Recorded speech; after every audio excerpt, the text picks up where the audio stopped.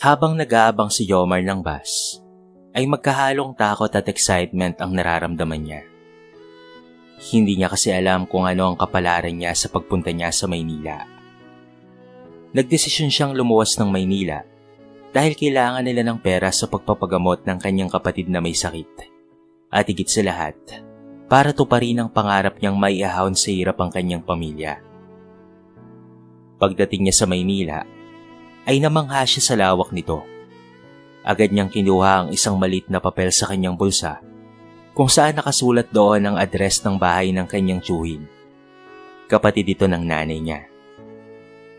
Nag-alok kasi ito ng tulong na doon siya tutuloy upang may tarhan siya habang naghahanap siya ng trabaho.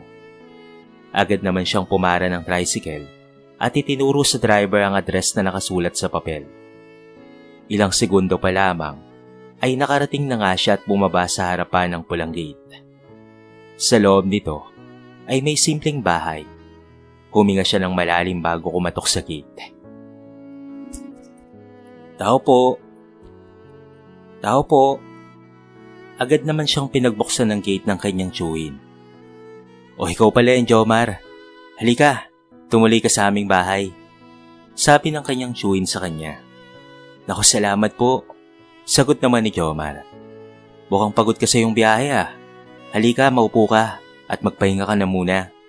Wika ng tiyuhin niya. Kumain ka ah, para mamaya makapagpahinga ka. Sa haba ng biniyahe mo alam ko pagod ka na. Dagdag pa nito. Kinabukasan ay nagising siya dahil sa katok ng kanyang tiyuhin. Masaya namang ibinalita ng tito niya na may available na trabaho na malapit sa kanila. Jomar! Jomar! Sigaw ng kanyang tiyuhin habang kumakatok sa kanyang kwarto. Agad namang pinagbuksan ni Jomar ang kanyang tiyuhin. Bakit po, tito? Sagot ni Jomar sa kanya. May magandang balita ako sa'yo. Sabi sa kanya nito. May available na trabaho malapit sa atin, Jomar. Talaga po, tito? Sagot ni Jomar sa kanyang tiyuhin na hindi mapigilang hindi ngumiti. Oo, naghahanap sila ng panadero sa bakery. Nakwento sa akin ng nanay mo na mahilig ka raw gumawa ng tinapay doon sa inyo. Sabi ng kanyang tito sa kanya. Opo, tito. Mahilig po talaga akong gumawa ng tinapay mula bata pa po ako. Pangarap ko po kasing mag-bake ng tinapay. Sagot naman ni Jomar sa kanyang tiyuhin. Sobrang natuwa naman si Jomar sa isang magandang balita. Hindi siya makapaniwala sa sinabi nito. Isang araw pa nga lang siya doon ay may trabaho na kaagad siya. O sige, sumama ka sa akin mamayang 3 PM ha. Pupunta tayo doon at dalhin mo ang resume mo. Sabi sa kanya ng kanyang tiyuhin. Opo tito, maraming salamat po. Sagot ni Jomar. Agad namang gumayak si Jomar para sa lakad nila mamaya ng kanyang tito. Around 3 PM, ay agad silang umalis ng kanyang tiyuhin papunta sa bakery. Habang naglalakad sila papunta sa bakery, ay kinakabahan na si Jomar na baka hindi siya matanggap. Napansin naman ng tiyuhin niya na tensyonado siya. Ayos ka lang ba, Jomar? Tanong sa kanya nito. Opo, medyo kinakabahan lang po ako, tito. Baka hindi po kasi ako matanggap Sagot ni Jomar sa kanyang tiyuhin. Naku, Jomar, huwag kang mag-alala. Matatanggap ka panigurado. Sagot nito sa kanya. Ngayon ka pa ba kakabahan? Hindi ba ito ang pangarap mo? Tiwala lang, Jomar. Matatanggap ka rin. Dagdag pa nito sa kanya. Pinatatag ng kanyang tiyuhin ang kanyang loob para mawala ang kaba niya. Ilang sandali pa ay nakarating na nga sila sa bakery. Nakangiti naman silang binati ng isang baklang manager. Malagkit naman itong tinignan si Jomar. Nahalata naman niya ito, ngunit hindi niya naman ito pinansin dahil mas mahalaga sa kanya na makapasok siya sa trabaho. Ayun ba yung mag-a-apply sa trabaho, Chong? Tanong ng bakla. Oo, ito yung kinikwento ko sa iyo na pamangkin ko galing probinsya. Magaling ito. Simula noong bata pa siya ay gawain niya ng mag-bake ng tinapay. Sagot naman ng tiyuhin ni Jomar. Talaga? Paano naman siya magbe-bake ng tinapay Wala namang kagamitan doon, hindi tulad dito. Tanong sa kanya ng bakla. Siyempre po, gamit po ang apoy at kawali. Inosenteng sagot ni Jomar. Napatawa naman sila sa inosenteng sagot nito. Well, may training naman tayo. Saka 200 pa lang simula ng bago. Ano, go ka ba? Tanong ng bakla. Opo. Nakangiting sagot naman ni Jomar. Labis naman siyang natuwa dahil sa wakas ay may trabaho na siya dahil malaking halaga na sa kanya ang 200 piso. Ang importante ay makapagpapadala siya ng pera sa kanyang pamilya. Kinabukasan ay maagang nagising si Jomar para maghanda ng kanyang sarili dahil ngayong araw ang kanyang unang trabaho sa bakery. Agad naman siyang naligo dahil maaga itong papasok sa kanyang trabaho. Nang matapos na siyang maligo, ay agad itong nagpaalam sa kanyang tiyuhin. Tito, pasok na po ako ha. Paalam ni Jomar sapagkat papasok na siya sa kanyang trabaho.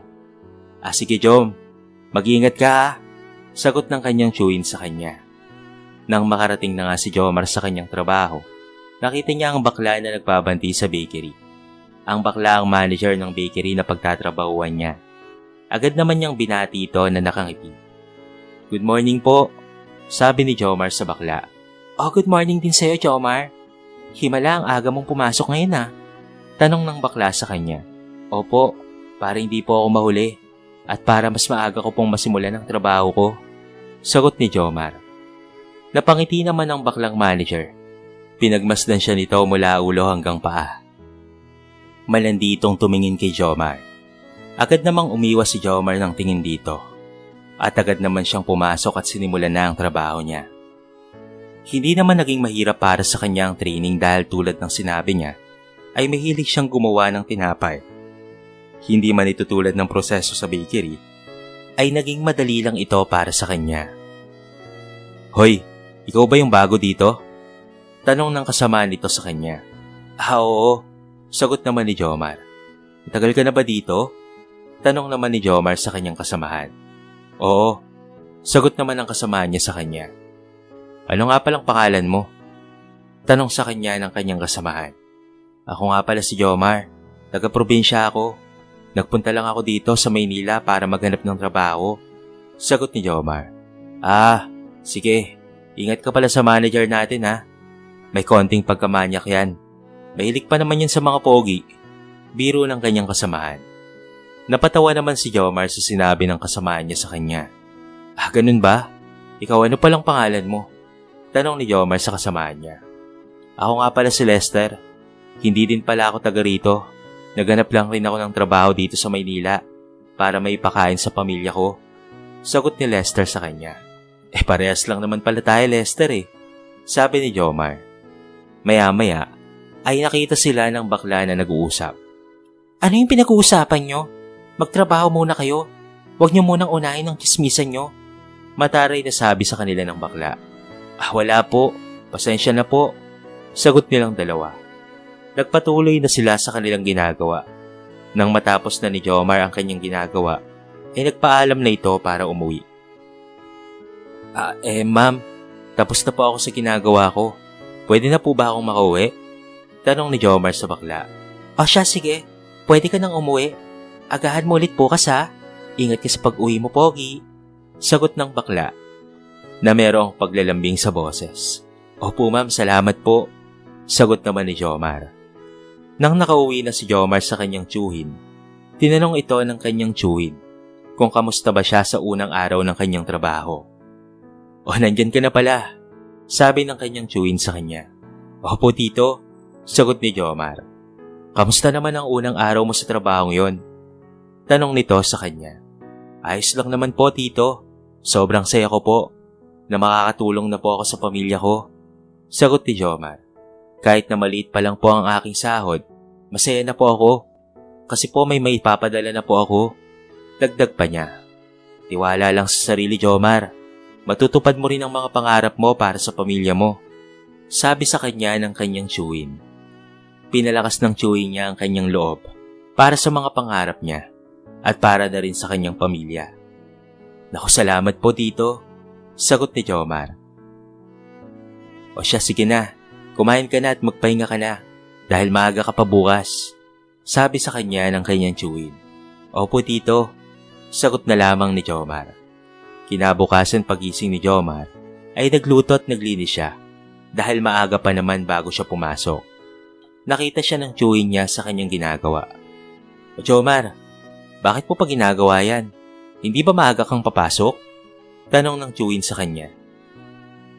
Good morning po, Tito. Okay lang po. Masyado pa pong maaga para pumasok kaya naglinis po muna ako at nagluto. Para po may almusal kayo. Sagot ni Jomar sa kanyang chewin. Naku, salamat Jomar ha. Nag-abala ka pa talaga. Hindi mo na dapat ginawa yan. Masyado ka namang masipag. Sabi ng kanyang chewin sa kanya. Siyempre po, Tito. Pinatira niyo po ako dito eh. Kaya dapat po ay may gawin din po ako kahit papaano. Utang na loob ko po sa inyo ang lahat ng ito. Sagot niya sa kanyang chewin. Napangiti na lamang ang kanyang chewin sa sinabi niya. O siya, sige na. Pumasok ka na. At baka mapagalitan ka pa ng manager mo. Sabi ng kanyang tito sa kanya. Opo, alis na po ako, Tito. Kumain na po kayo ha. Sagot niya sa kanyang chewin. Habang naglalakad si Jomar, hindi niya namalayan na late na pala siya sa kanyang trabaho. Nakita niya ang baklang nasa harapan ng pintuan. O, nandyan ka na pala. Hindi mo ba alam ang oras ng trabaho mo? Sabi ng bakla sa kanya na mataray ang pagkakasabi. Nung unang pasok mo ay maaga ka. Ngayon bakit late ka na ha? Dagdag pa nito. Hindi niya alam ang idadahilan. Kaya't nag-isip siya ng idadahilan niya para hindi siya mapagalitan nito. Pasensya na po kayo ma'am. Nag-emergency lang po kasi sa amin. Kaya po na-late ako. Sagot niya sa kanyang manager. Hindi na po ini mauulit. Dagdag niya pa. O siya, pumasok ka na. Kung ayaw mong mawala ng trabaho. Sabi pa nito sa kanya. Opo ma'am, salamat po. Sagot niya. Habang nakikipag-usap si Jomar sa kanyang mga kasamahan, pinatawag siya ng manager ng bakla kay Lester. Jomar, pinapatawag ka ni ma'am. Sabi ni Lester sa kanya. Bakit daw? Tanong niya kay Lester. Aba, ewan ko. Ingat ka Jomar ha. May pagkamanyak pa naman yung ma'am natin na yan. Sabi nito kay Jomar. Sige, salamat tol. Sagot naman ni Jomar. Nang pinatawag si Jomar kay Lester, agad itong pumunta sa kanilang ma'am. Ma'am, pinapatawag niya daw po ako? Tanong ni Jomar sa kanyang ma'am. Oo. Sagot nito sa kanya na may halong pangaakit. Bakit po? Tanong ni Jomar. Habang nakatayo si Jomar, ay halos kinakabahan nito. Baka kung ano ang gawin sa kanya ng kanyang manager na bakla. Gusto mo bang tumaas ang sweldo mo? Tanong nito sa kanya. Siyempre naman po. Sagot niya. Gawin mo ang lahat ng ipapagawa ko sa iyo at tataasan ko ang sweldo mo. Sagot nito sa kanya na may halong pangaakit. Habang nakatayo si Jomar, nilapitan siya ng kanyang manager na hinahawak-hawakan ng kanyang katawan.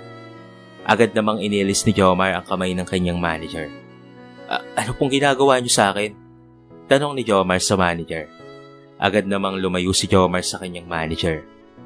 Hindi ba gusto mong tumaas ang sweldo mo? Tanong nito sa kanya. Hayaan mo lang na gawin ko ang gusto kong gawin sa'yo kung papayag ka. Dagdag pa nito sa kanya. Ayoko po ma'am. Sagot niya. Agad namang dali-daling lumabas si Jomar sa opisina ng kanyang manager. Nagalit naman ang manager ni Jomar dahil tinanggihan niya ang alok nito.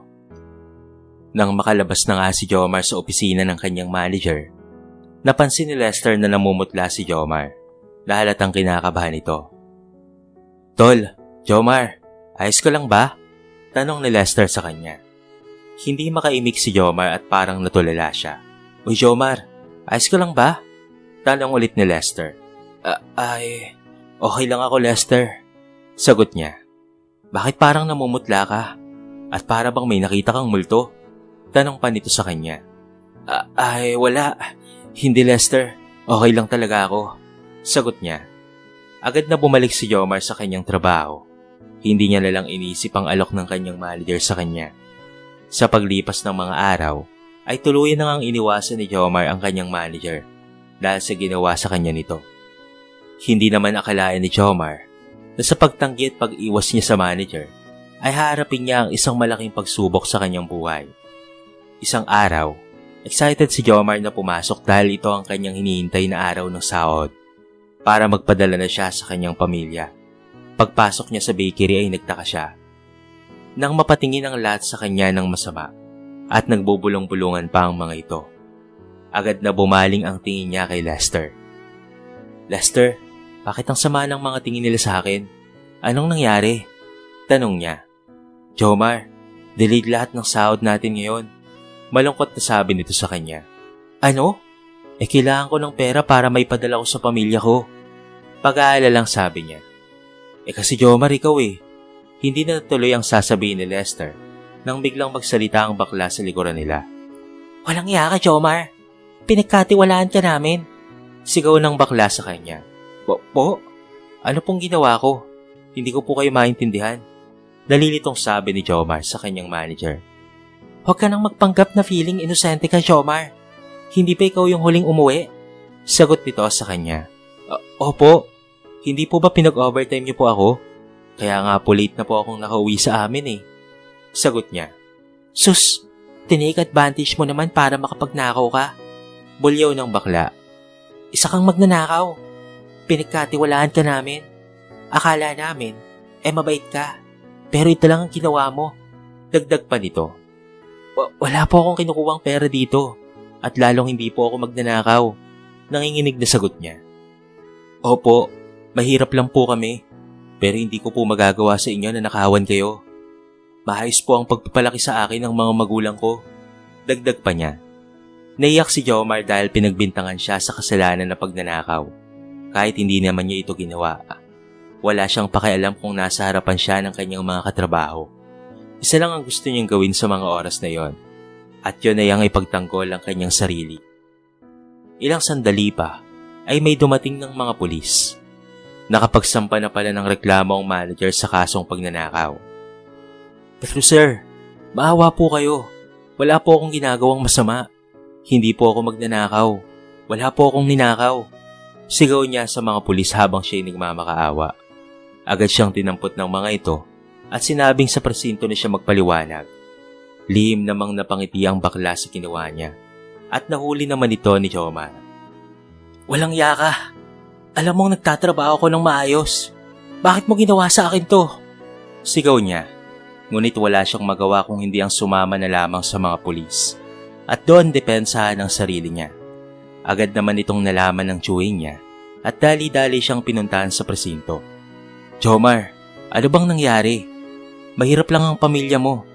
Pero bakit umabot ng ganito? Bakit nagnakaw ka ng pera na hindi naman sayo? Mariin na tanong ng kanyang chewin. Wala po akong ninakaw tito. Alam ng Diyos at alam niyo po kung gaano ko po kamahal ang trabaho ko. Alam ng Diyos na hindi ko po kayang gumawa ng masama. Marangal po akong pinalaki ng pamilya ko. Emosyonal na sabi ni Jomar. Napabuntong hininga naman ang chewing niya at napagtanto na matagal na niyang kilala si Jomar. Alam niyang hindi magagawa ni Jomar ang ibinibintang dito. Sa kabilang banda, nakarating naman sa mga magulang niyang nangyari sa kanya at labis na nagalit ito. Naniniwala silang hindi magagawa ng anak nila ang magnakaw. Tara Sonia, samahan mo ko. Luluwas tayo ng Maynila ngayon din. Dominanting sabi ni Danilo. Pero Danilo, baka makita tayo ni Vicente doon. Alam mo bang, iisa lang ang barangay ni Rino at Vicente? Pag-aalalang tanong ni Sonia. Makita na kung makita. Wala na akong pakialam. Kailangan tayo ng anak natin, Sonia. At kung sakaling makita man tayo ni Vicente, mas mabuting sabihin na rin natin ang totoo sa kanya. Sabi nito. Pero Danilo, giit ni Sonia. Lingid sa kaalaman ni Jomar na si Vicente Gonzales ang totoo niyang ama. Ipinaalaga ni Vicente ang kanyang anak dahil simula nung mamatay ang kanyang asawa na si Alma ay nadepresya ng ilang taon at nalulong sa bisyo. Nawasak ang buhay niya. Nawalan ng trabaho pero pagkatapos ng ilang taon niyang pagbabago at pagsusumikap ay naging isa siyang may-ari ng 100 branches ng bakery at ibang negosyo sa buong Pilipinas. At nagpa siyang hanapin ng kanyang anak na inileyo ng mag-asawang Sonia at Danilo sa barangay nila noon. Dumating naman sa Maynila ang mga magulang ni Jomar, puno ng alalahanin at pag-asa. Ang mga pagod na mukha nila ay naglalarawan ng labis na pag-aalala. Habang patungo sila sa piitan kung saan nakakonfine si Jomar, ang puso ni Jomar ay nag-aalab sa takot at guilt. Ayaw niyang mag-alala ang mga ito, kaya't nagdesisyon siyang itago ang katotohanan. Pagdating nila sa visitors area, nakita nilang nakaupo si Jomar, mukhang haggard at balisa. Bago pa man makapag-usap, sumulpot ang Chewy ni Jomar. Pasensya na Jomar ha, sinabi ko na kaagad sa kanila dahil karapatan nilang malaman ang nangyari sa'yo. Anak, ano bang nangyari? Totoo bang nagnakaw ka sa pinagtatrabahuan mo? Tanong ni Sonia, ang ina ni Jomar, habang pinipigilang umiyak. Nay, hindi po ako magnanakaw. Kahit kailan po ay wala po akong ninakaw. Napagbintangan lang po ako. O di kaya ay naset up po ng manager naming bakla. Manyak na bakla yun. Tugon ni Jomar. Ang tinig ay puno ng galit at pagkadismaya. Nagulat ang kanyang mga magulang sa mga binitawang salita. Ang pananampalataya sa kanilang anak ay tila bumabalik sa kanilang mga puso. Anak, naniniwala kami sa iyo. Sagot ni Danilo, ang kanyang ama, habang pinipigilan nitong umiyak. Kailangan nating ipaglaban ito. May ebidensya ka ba?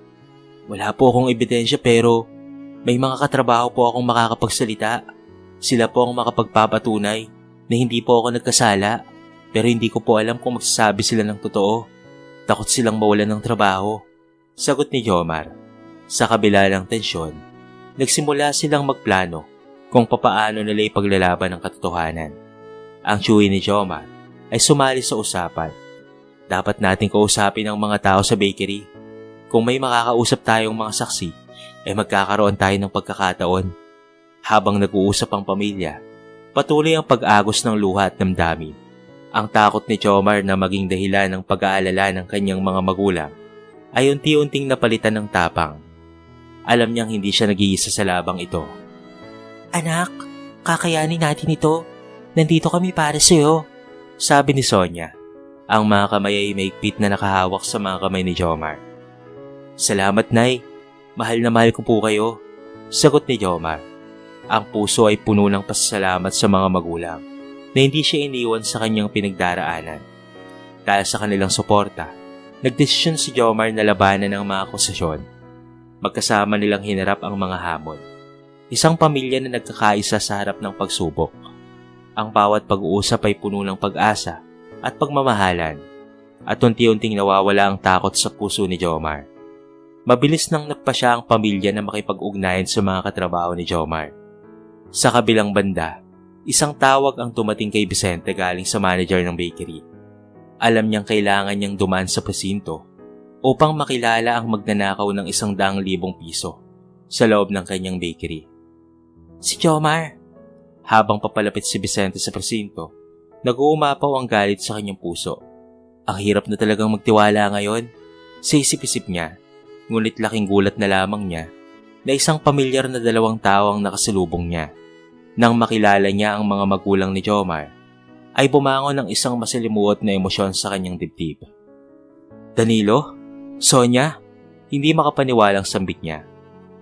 Vicente? Nauutal na sabi ni Sonia. Vicente, na ginagawa mo rito? Tanong ni Danilo. Ang boses ay puno ng pagkabigla. Nagkasalubong ang mga mata nila at sa isang saglit lamang, parang nagkaunawaan sila. Sa wakas ay nakita rin tayo. Nasaan na ang anak ko? Bakit niyo siya nilayo sa akin? Emosyonal na tanong niya. May gagawin pa kami. Kailangan na naming umalis. Pagmamadaling sabi ni Sonia. Sonia, Danilo, hindi niyo pwedeng itago sa akin ang anak ko. Matagal ko kayong hinanap at matagal kong hinintay na makasama muli ang anak ko. Emosyonal na sabi ni Vicente. Matapang namang inamin ni Danilo. Nakakulong ang anak mo. Napagbintangan siyang magnanakaw sa bakery. Labis na nagulat si Vicente sa sinabi ni Danilo at napakunot ang noo. Ano? Matinong nagtatrabaho si Jomar. Ngunit ang manyak na manager nilang bakla ang nag-set up sa kanya upang mapagbintangan siya na siya ay magnanakaw ng pera sa bakery. Alam naming hindi magagawa ni Jomar ang bagay na yon. Galit na galit si Vicente. Nagulat na lamang siya sa impormasyon. Jomar? Bakery? Tanong niya. Ang puso ay bumubugso sa pagkalito at pati na rin pagdududa. Magkatugma kasi ang kasalukuyang kaso ni Jomar at ang kaso na isinampa niya sa isang lalaki. Alam niyo ba kung saang bakery? Anong pangalan ng bakery na pinagtatrabahuan niya? Tanong ni Vicente. Malapit kila Tonyo. Sa Sitio Maligaya. Bake and Play Bakery daw, sabi ni Danilo. Nanlambot si Vicente. Hindi niya akalaing sarili niyang anak ang ipinakulong niya dahil sa salang pagnanakaw. Ako ang may-ari ng bakery na yon. Nautal na sabi niya. Nanlaki ang mga mata ni Danilo at tumusbong ang galit sa puso niya. Hindi niya napigilang kuwelyon si Vicente. Ano? Sarili mong anak pinakulong mo? Bulyaw ni Danilo. Ang kanyang galit ay hindi na napipigilan. Agad namang ginit ni Vicente. Hindi ko alam na anak ko siya. Alam niyong nilayo niyo sa akin. Bukod pa doon, ay sinabi sa akin ng manager na siya ang suspect ng pagnanakaw. Hindi rin nila siya masisi. Sila mismo ang nagtago kay Jomar mula sa kanya. Na-set up lang siya dahil hindi niya naibigay ang kagustuhan ng bakla na hindi man lamang sinasabi sa amin. Galit na sabi ni Danilo. Nagkamali akong pabayaan siya. Bumalik sa lugar na matagal na naming nilisan, sabi ni Danilo. Agad na napagdesisyonan ni Vicente na iurong ang kaso laban kay Jomar nang malaman ng buong katotohanan. Ang mga impormasyon na kanyang natanggap mula kay Danilo at Sonia ay nagbukas sa kanya ng isang mundo. Ang bagong pananaw. Ang kanyang anak na akala niya nawala na ay narito sa harapan niya sa likod ng mga rehas. Gusto kong makilala si Jomar. Kailangan ko siyang makausap, ang sabi ni Vicente. Ang kanyang boses ay puno ng determinasyon habang sinusundan ng pamilya papunta sa presinto. Pagdating sa presinto, nagulat si Jomar nang makita ang mga magulang at ang isang estranghero na tila nagdadala ng mabigat na balita. Agad siyang lumapit sa kanila. Ang puso ay nag-aalab sa pag-asa at takot. Nay, Tay, ano pong nangyari? Tanong ni Jomar. Ang tinig ay naglalaman ng kalituhan. Jomar, may kailangan kaming sabihin sa'yo, ang sabi ni Danilo. Ang mata ay puno ng pag-aalala at pag-asa. Anak, iurong na ni Vicente ang kaso. Siyang may-ari ng bakery na pinagtatrabahuan mo. Dagdag ni Sonia. Ang boses ay nanginginig sa damdamin. Pero ang mas malalim na dahilan kung bakit siya narito. Lumapit si Vicente kay Jomar. Ang kanyang mukha ay puno ng emosyon. Jomar, gusto kong ipaalam sa iyo na ikaw ang anak ko. Ang mga salitang ito ay tila umabot sa puso ni Jomar. Nagdala ng pagkagulat at kaligayahan sa isang iglap. Anong sinasabi mo? Tanong ni Jomar. Ang mga mata ay tila nag-aapoy sa kalituhan. Ikaw ang tunay kong anak. Patagal na kitang hinahanap. Patawarin mo sana ako, anak. Patuloy ni Vicente. Ang boses ay puno ng pangungulila. Labis na nagulat si Jomar. Ngunit ang damdaming ito ay nagbukas ng isang pinto sa kanyang puso. Ang takot na bumabalot sa kanya ay unti-unting naglalaho. Pero paano? Ang tanong niya. Ang mga luha ay nag-uumapaw sa kanyang mga mata. Ngunit bago pa nga siya makapagsalita, ay niyakap siya ni Vicente ng maigpit. Pinalaga kita kay Danilo at Sonia dahil hindi ko alam ang gagawin ko simula nang mawala ang iyong ina. Nadepress ako at nawala ng direksyon ng buhay ko. Ngunit nang makabangon ako, ikaw kaagad ang naisip ko. Kaso umalis sila sa Sitio Maligaya. Nahilayo ka sa akin, anak. Hawak-hawak ni Vicente ang braso ni Jomar. Ang mga damdamin ay magkahalo. Ngunit si Tatay Danilo at Nanay Sonia, sila ang mga magulang ko. Naguguluhan niyang sabi. Naramdaman ni Jomar ang bigat ng katotohanan. Ang mga magulang na kanyang kinalala na sina Danilo at Sonia ay narito at nasa kanyang tabi. Handang ipaglaban siya. Anak, tawag ni Danilo sa kanya. Lumapit ito at hinawakan ang balikat ni Jomar. Ano man ang katotohanan, anak, kami ang iyong mga magulang. Hindi magbabago ang pagmamahal namin para sa iyo. Muling bumalik ang alaala ni Jomar sa mga panahon ng kanyang pagkabata. Ang mga ngiti ng kanyang mga magulang. Ang mga alaala ng saya at kalungkutan. Sa mga oras na yon, ay nadama niyang ang pamilya ay hindi lamang sa dugo, kung hindi sa pagmamahal at suporta. Salamat po, Tay. Salamat po, Nay. Sagot ni Jomar. Ang mga luha ay tumutulo sa kanyang mga pisngi. Alam kong hindi ito madali pero mahal ko po kayo. Si Vicente naman ay nakatayo sa tabi. at nararamdaman ang init ng kanyang puso. Ako ang may-ari ng bakery at ang manager na iyon na nag-set up sa'yo ay pagbabayarin ko, anak. Sabi ni Vicente. Ang boses ay naglalaman ng determinasyon. Ayaw kong magdusa ka dahil sa kasinungalingan ng isang tao. Kinabukasan, habang nasa opisina ang baklang manager na si Ola, kasama nito si Lester, nagip ng kanyang mga mata ang taglay na tensyon sa paligid. Si Ola ay abala. Hawak ang dibdib ni Lester habang nag-uusap sila. Tila may pinaplano. Ang isang envelope ng pera na ihahandog ni Ola ay nagdulot ng panggugulantang kay Vicente nang bigla siyang pumasok. Magaling! Palakpak ni Jomar. Agad ni tinakpan ni Ola ang envelope. Ngunit huli na ang lahat. Akala mo siguro ay magpapauto pa ako, ha? Pagbabayaran mo ang kataksilang ginawa mo sa akin at sa anak ko. Nagulat si Ola. Ang kanyang mukha ay napuno ng takot. Wait, sir. Sir Vicente, hindi ito ang tamang oras para sa mga palusot mo. Alam kong may kinalaman ka sa mga akusasyon kay Jomar, sabi ni Vicente. Ang galit ay nag-aapoy sa kanyang tinig. Mabilis na humingi ng tulong si Vicente sa mga pulis na nariyan din. Pakidambot ang mga taong ito. Kailangan siyang managot sa kanyang mga ginawa. Nang makita ni Ola si Jomar sa likuran ni Vicente, ay nagulat siya. Hindi! Anong ginagawa mo dito? Sigaw niya. Ngunit ang mga salitang iyon ay tila walang halaga sa mga nakapaligid. Walang makakatakas sa iyong mga kasalanan, Ola. Sagot ni Jomar. Ang tinig ay puno ng tapang. Nandito ako para pagbayarin ka. At hindi ko nahahayaang masaktan pa ang sino man dahil sa'yo. Nagsimula nang umusok ang tensyon sa loob ng opisina. Lahat ng tao ay nagulat sa biglaang pagkilos ni Vicente. At lalo na sa pag-amin ni Jomar na siya ay walang sala. Anak ko si Jomar. Anunsyo ni Vicente sa lahat. Ang tinig ay bumubuo sa sala. At siya ang panibagong manager na papalit kay Ola. Ang balita na ito ay tila isang bomba na sumabog sa kanilang mga tenga. Ang mga empleyado at kasama sa bakery ay nagkatinginan. Ang mga damdamin ay naglalaban. Pagsuporta kay Jomar at pagkabigla sa pagbabagong naganap. Hindi pwede to. Hindi mo ito pwedeng gawin sa akin, Sir Vicente. Sigaw ni Ola. Ang mga kamay ay nanginginig sa takot. Anong alam niyan sa pagmamanage ng negosyo? Wala siyang alam. Ngunit hindi na nagpatuloy si Vicente. Alam ng lahat na ikaw ang may kasalanan, Ola. Ngayon ikaw ang mananagot. Habang ang mga pulis ay umalalay kay Ola.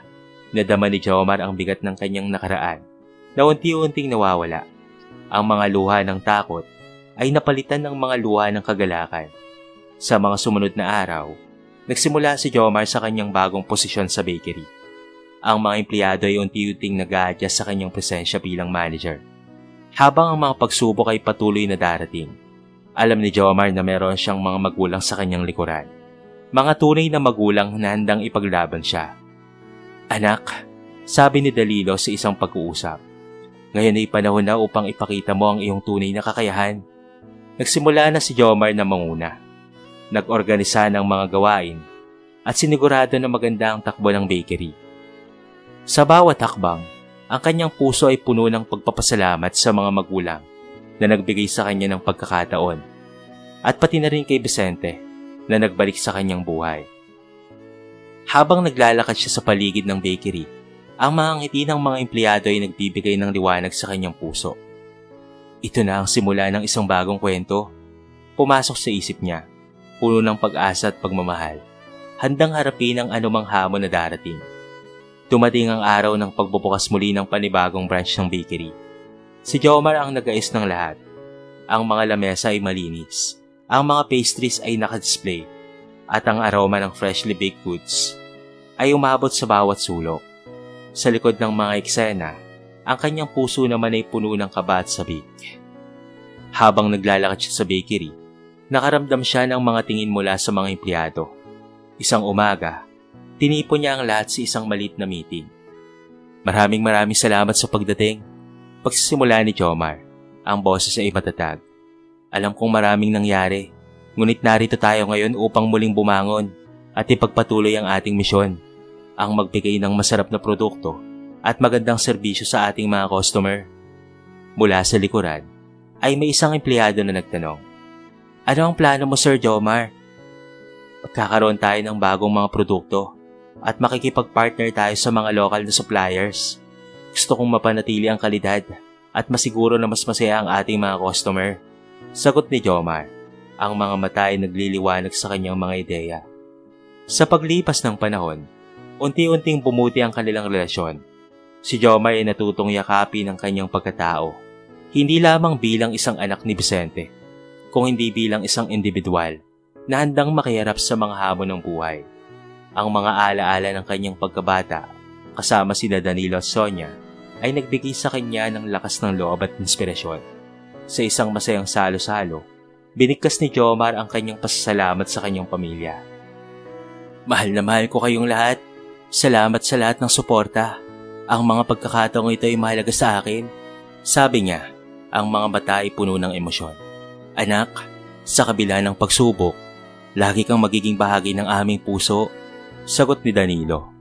Habang naglalakad si Jomar kasama si Vicente, naramdaman niya ang init ng pagmamahal at suporta ng kanyang ama. "Hindi ko alam kung paano ko ito nagawa nang wala ka," sabi ni Jomar. Ang boses ay puno ng damdamin. "Nandito na ako ngayon at handa akong tumulong sa iyo, anak. Isang pamilya tayo." Tugon ni Vicente. Ang kanyang mga mata ay puno ng pagmamalasakit. Sa ilalim ng liwanag ng bagong araw, handa na si Jomar na harapin ang anumang hamon kasama ang kanyang pamilya sa tabi. Ang kanyang kwento ay naging simbolo ng pag-asa, pagmamahal at pagtanggap sa bawat hakbang ng kanilang bagong simula. Nagpatuloy ang kanilang pagmamahalan at pagtutulungan